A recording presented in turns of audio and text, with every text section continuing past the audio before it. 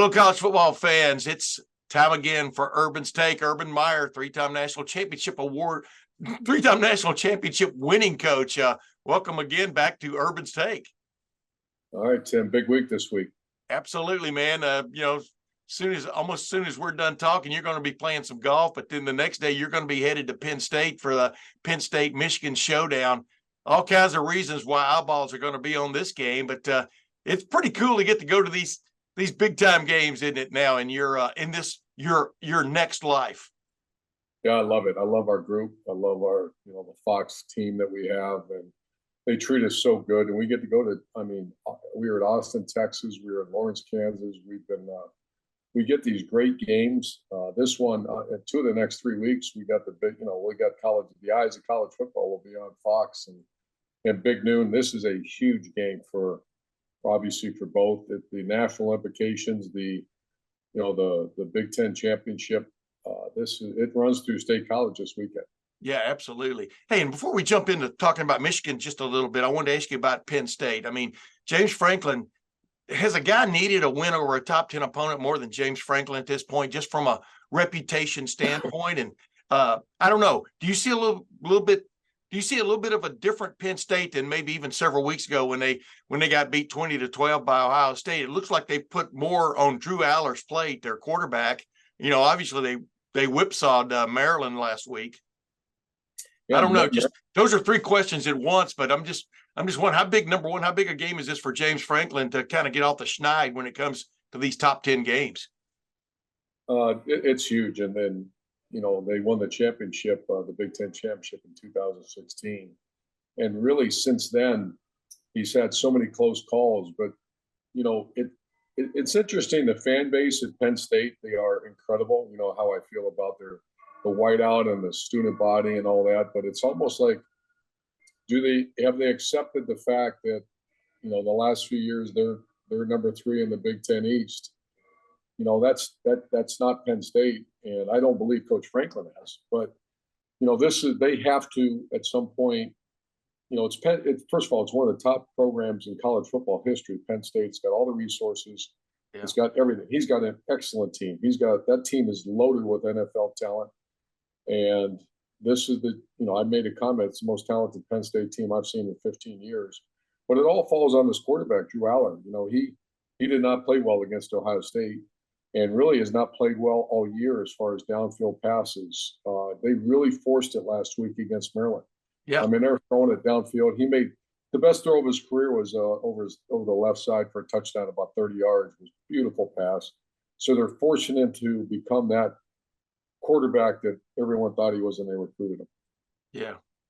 Hey, it'll be interesting to see because, like you said, he was not the sharpest pencil in the drawer against Ohio State, but he needs to be against Michigan. That's for sure. One thing about the Wolverines too is I'm doing a little thing for the Big Noon is that when you watch them, they look unstoppable on offense, and they look pretty much, you can't move the ball on them. They're number 1 in defense and everything. And then you start looking at their schedule, and I made this comment earlier. It's not a shot at the Wolverines at all, but they have not played. This will be the highest profile quarterback they've played. I mean, I watched some of these, and I'm not going to say names because I don't do that, but I watched some of the videotape, and it's horrendous. Some of the offensive they faced, and I'm just watching. You got this really talented, really well coached defense, and they're playing teams that can't get out of their own way. And then what's coming with Penn State, and then in a couple weeks, but they're the best defense statistically in the country. But when you see who they played and the quality of quarterbacks they played and the quality of offenses they played, they're just so much better than anyone they played this year. I tell them they're the best first half team in college football. Yeah. Because they pretty much don't have to play the second half. I mean, it's been a pretty interesting ride up until now on the field, off the field. As you and I record this, there's a good chance the commissioner of the Big Ten, Tony Petitti, is going to make some type of ruling concerning Michigan and the situation that was generated by Connor Stallions and their ability, their alleged going out and and live scouting games, either live or by surrogate, and stealing signs, et cetera, if that's the euphemism you want to use for it. But Urban, you had some situations where there was stuff stirring off the field, with a player or two here and there and things like that. And obviously 2018, you had to deal with that situation for your personally. And, we've discussed that many times on this show about, the malfeasance there by Ohio State, in my opinion. That's past the point. How distracting can what's going on off the field be to a team that right now is number 3 in the college football playoff rankings? I can imagine it's very distracting, and I think if there is a decision made this week, which I keep hearing like you, there will be, that's going to impact a lot of people. And if it's true, the NCAA and, they actually had people on campuses video and taping and using that, the coaches, the offense coordinator, defense coordinator, using that information, if that comes down, obviously, if there's a decision made, that could disrupt the entire program. Yeah. Up to this point, you have to give them credit because their staff and their leadership on the team, they're unfazed.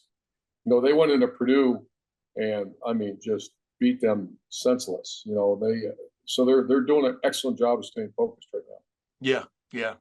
Let me ask you a question. You made a point, I think to local media here in Columbus several weeks ago when you were here for the Penn State game, I think it was. But you made a point. You always had a guy on your staff who was in charge of keeping up with Michigan, and a lot of the people up in Michigan go, "See, everybody does it," and no, everybody doesn't. Everybody doesn't send either live people or surrogates to games and videotape and buy tickets and go to games, because that's against the rules. It has been in NCAA football since 1994. Explain what you meant there for people who kind of taken that and run with it. Yeah, I didn't know that. It's a good thing I don't read much here. But even guys on our Big Noon set and Fox have made comments like, everyone does it. I stop them and I say, everyone does what? Yeah. I've never heard of that. So maybe there are people that send people out scouting and do a bunch of illegal stuff as far as videotaping and very clear against the rules. I'm not aware of it. Bob Stoops is a good friend. We talk about other things, and that's come up. I've talked to Dan Mullen. I'm not going to give names, but I talked to some coaches like, have you ever heard of this? And they haven't. So once again, I always preface everything saying the media is wrong most of the time. So if this is, maybe it's all nonsense.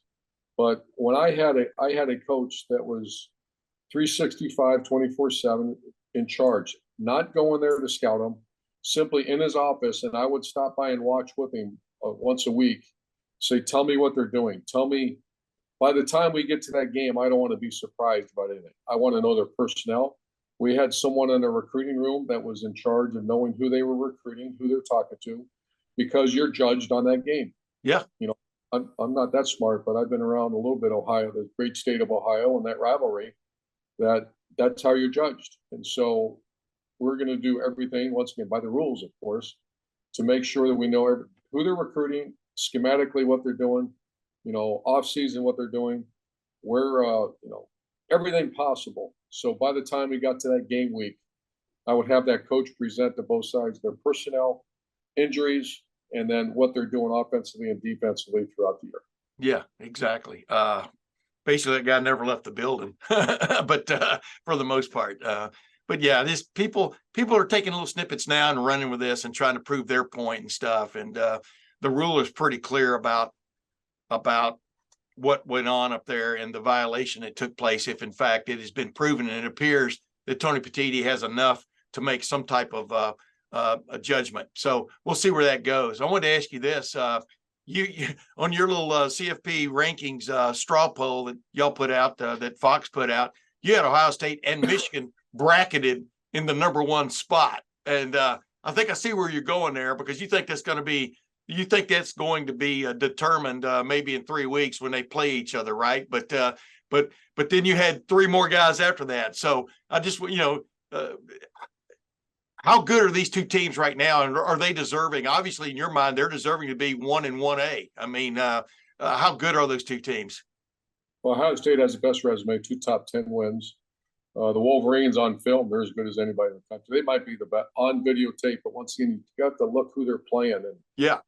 they're just, I mean, they are beating teams badly. And so I think the winner of that game is the #1 team in the country. And I think Georgia is right there. They're getting, they're the man until you beat the man. Behind that now, it's tough. Yeah. I see a Florida State team. I see a Washington team. I see, in my opinion, Oregon is on tape. I compare them to the Wolverines. They're the best teams on videotape that I've seen, offensively and defensively. I think I give that coach credit that when I was coaching, I would always go sit in the defense room, Tim, and I'd listen. And I wanted to know what bothered the defense, because whatever bothered the defense, I'd walk right, the way we had our meeting rooms, I had them. So you just simply walk through one door. Yeah. And I would say, hey, this bothers the defense. Let's put it in. And so we wanted to create conflict. And then I would also spend time with the offense. And when something shows up on videotape that drove us crazy on offense, the defense, I'd walk right over to Luke Fickell and say, do this. Because this, and I watch Oregon play. They're that team right now in the country. They're the team that causes the most conflict offense, defense. And I think Texas is the best looking team I've seen in person. So, and this is going to create this next couple of weeks are going to be really interesting. The College Football Playoff Committee, which I don't think gets paid, but they do get expenses paid, is going to earn its money, I think, at the end of this regular season. Like you pointed out many times, there is no super team out there. But I wanted to ask you this about Georgia. Georgia played Missouri. I thought, I had Missouri as having a shot at them, just like they did last year. And that was a hell of a football game on Saturday. This week they've got Ole Miss. The team that wants to upset the apple cart in the SEC has hung in there since that loss to Alabama. Is this Georgia's toughest test to date? I know I've kind of already set that up as being that, but what do you see about Ole Miss that could bother Georgia? I see a lot. I think Lane Kiffin's done a great job down there, and they are a legit contender. But Georgia just keeps answering the bell. Not for one game, not for 1 week, not for 1 year, not for 2 years, for 3 years. Yeah. And I've coached teams that have won it, and it is really difficult to keep that edge. And we cannot lose sight of what that coaching staff and leadership on the team have done, because to maintain excellence is to strive for excellence is fun, takes energy, and passion. To maintain energy is exhausting, and they're doing it. Yeah. As I always say, I think anybody can get on a bull and ride him for 8 seconds just by pure luck, but the tough part's getting off. That's my euphemism for the day. Texas escaped Kansas State. You thought Kansas State had a hell of a shot, and Kansas State did have a hell of a shot. This is all about winning now, isn't it? I mean, at this point in the season, and you're like I've pointed out to you before we got going here, you're either getting better or worse at this point in the season, aren't you, Urban? It's kind of like reminds me of race car teams. There's no standing still because somebody's trying to catch up to you, and you've got to maintain and get faster as a season goes on. By that, I mean stay ahead of the competition. And I don't know. Alabama, to me, seems to be the team that's really coming on at the moment. You called that shot several weeks ago, reminded your colleagues about the blue blood tradition of Alabama, that Nick Saban somehow, some way will get that talented team rolling. Where do you stand with Alabama right now? I just did this morning, actually. I got up early, and because I'm going to do something on Big Noon, and I've done it the last few weeks. You can't, the minute you bet against that staff and that roster, you're wrong. They were a mess early in the year. They benched their quarterback. They rotated 2 guys against South Florida. I've never seen an Alabama team look like that. And then you watch them play now, and it's just don't bet against them. Yeah. And right now, the Reggie Bush, Percy Harvin of college football is playing quarterback at Alabama. Yeah. And they're running them. He had 130 yards rushing, 20 some carries, 25 carries. And there's a couple clips on that videotape that he is he's other than Marvin Harrison, he's the best athlete in college football, and he's touching the ball every snap for Alabama. Yeah. You remember I brought this up to you several weeks ago. Say hi real fast. Oh, there's Shelly. Hello, Shelly Meyer. Are you enjoying Urban? Are you enjoying your new Urban Meyer, this guy who doesn't coach anymore and doesn't have that hanging over his head and plans to Very keep much. it that way? Huh? Very much. We're going to keep it that way. Yeah. Yeah, absolutely. There you go, ladies and gentlemen. That's Good to not see coming you. from Urban. That's coming from Urban's boss. All right, Urban. Everybody has a boss, Urban. You know that, right? Yeah, you definitely know that. Where were we, man? I got distracted. Alabama, we finished up with Alabama. Yeah, but I want to say this real quick. I told you many weeks ago, and I think you agreed with me. Alabama just had to get to Texas's offense in 2005 when they had Vince Young look for one receiver a play. If the guy wasn't open, run the ball, right? Yeah, but they're also doing design runs. They were very apprehensive about that early in the game. Their first touchdown was a design run. Yeah, it was they cracked it. I mean, I'm going to show it on Big Noon, but this guy is. I heard about him. You couldn't see it early on, but he is the best athlete on the field when he plays, and that to have that guy touch the ball every snap. You can LSU at times. LSU's not very good on defense this year, but at times the play was dead and he gets 30 yards. Yeah, and that was the Braxton Miller effect that we had back in 2012. Bingo. That's a great segue into my next point. Arkansas got rid of Dan Enos, turned to Cool Jazz Kenny Guyton for its offensive coordinator, and suddenly they score in the 30s, and they beat Florida in overtime. You remember I used to make this comment about when I really wanted to see your offense in action. It's when those moments when Kenny Guyton was running that offense in the early 2000 and teens, because he would run the offense. He wasn't like Braxton. Braxton was on a different level. But USC finally fires its defensive coordinator, Alex Grinch, beleaguered Alex Grinch. Arkansas got what it wanted from that firing of a coordinator in the midseason. Do you think USC can get the same thing by having two guys now serve as basically their interim defensive coordinators, or has that horse already left the barn? Yeah, I've never done that. I've never been around that. Sometimes it works, sometimes it doesn't. Kenny Guyton, smooth jazz. Kenny G is one of my favorite people of all time. He was a coach on the field. I was hoping he would get into coaching because his demeanor, his respect earned, his work ethic. He set the standard for something we call competitive excellence. That's preparing for a game. He was phenomenal. So to see him have success, man, I hope that's a head coach in waiting somewhere down the road. Yeah. But making a change, I don't know, Tim. I want to watch. I seen it. Kind of a drastic. I don't know. I'm just wondering what the locker room's like. But obviously, Kenny Guyton, they lifted themselves up and had a big win, scored a bunch of points. So we'll see what happens at USC. Alex Grinch was on our staff. I have a lot of respect for him. Heck of a coach. But there was things going on at USC. Watch the film and from fundamental issues to schematic issues. So I can, obviously Matt Leinart, I'm very close with, and he's pulling his hair out each week. So that's remains to be seen. I'm wondering what's the motivation factor at USC. That's what my concern is. Yeah, you got a guy that was going to win the Heisman for a second time in a row, national championship contender, and just a second year in a row that they're going to flame out at the end of the year. Yeah, this is when you really earn your cash of being a head coach, is keeping it all together when things don't go according to Hoyle, when in fact dreams have been shattered, et cetera, winning a championship, winning a Heisman again, blah, blah, right on down the line. The only guy who's really relieved by what's happened, I think, is Archie Griffin. But hey, real quick, Ohio State stays number one in the college football playoff rankings this week. What does Ohio State need to improve in the next several weeks before that game up north? Ohio State's offensive line, their weakness is they're getting better and better and better. You watch him on tape, and Justin Fry is that good a coach, and I knew he was. He was a GA for me, and I've known him forever.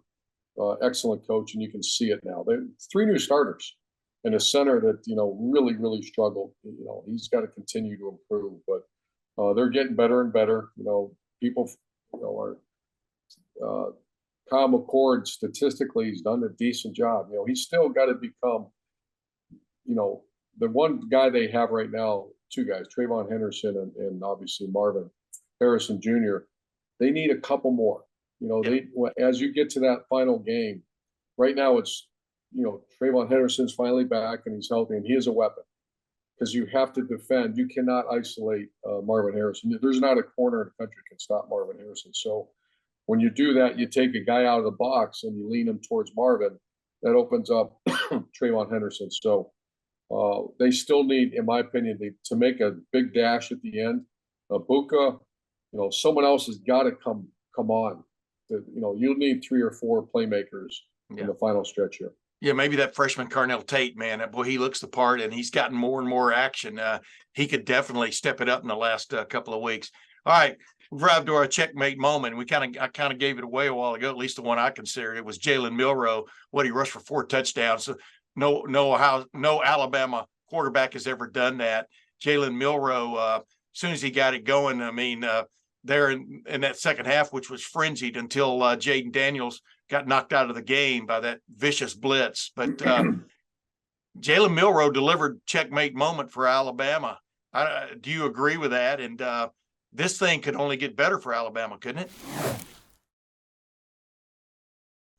It is. To say they're not one of the top 4 teams in the country, I have them, Oregon, and Texas.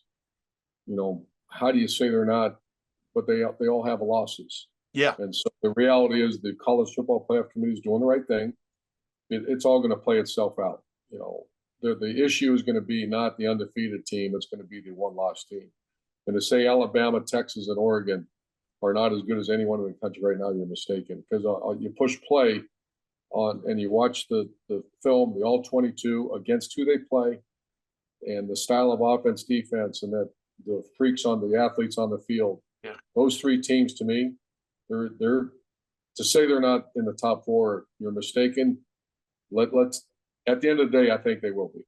All right. Hey, one quick bonus question. If you're Penn State offensively, because you did this for many, many, many years, but now you're very happy in what you're doing now. You have no interest in going after a college football coaching job again. I think you've made that clear many times, but people keep bringing it up. But you've been emphatic about it. But I wanted to ask you this: as you look at Michigan, if you're Penn State, what does Penn State definitely need to do? Obviously, other than just score more points than Michigan, is it just don't be afraid to attack this defense? How would you approach this?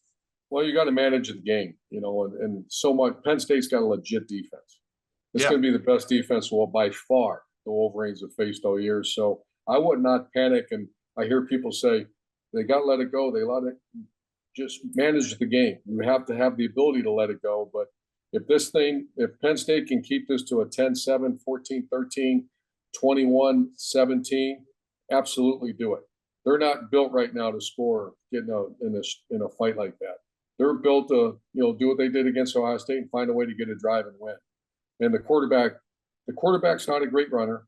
He is he should be an excellent thrower. He's gotten better, and they have 2 really, really good running backs. Yeah. So I would not panic right now. And when I hear that, Tim, I wouldn't do that at all.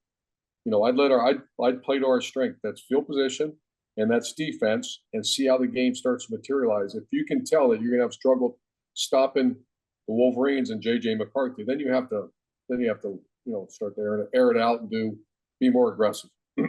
Yeah. But do what you do best and then go from there, right? I got you. Right. Ladies and gentlemen, that's Urban Meyer, the latest Urban's Take. Urban, appreciate you joining me again. And until next week, ladies and gentlemen, we'll see you then. Thanks, Tim.